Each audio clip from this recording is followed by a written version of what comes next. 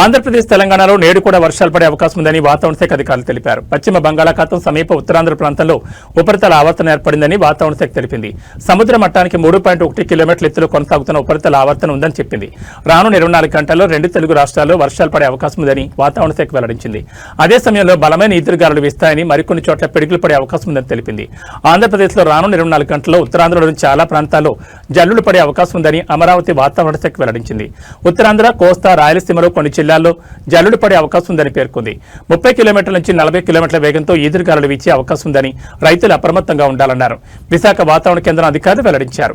రాష్ట్రంలో రానున్న 2 రోజులు పిడుగులతో కొన్ని వర్షాలు పడే అవకాశాలున్నాయని చెప్పింది. కోనసీమ, పశ్చిమ గోదావరి జిల్లాలో వర్షాలు పడే అవకాశం ఉందని, కృష్ణా, గుంటూరు, బాపట్ల జిల్లాలో ఓ మోస్తరు వర్షాలు పడే అవకాశం ఉందని, ఈరోజు ఉత్తరాంధ్ర, కోస్తా జిల్లాలో పిడుగులతో కూడిన వర్షాలు కురిసే అవకాశం పేర్కొంది. తెలంగాణలోనూ రానున్న 2 రోజుల పాటు వర్షాలు పడతాయని వాతావరణ శాఖ చెప్పింది.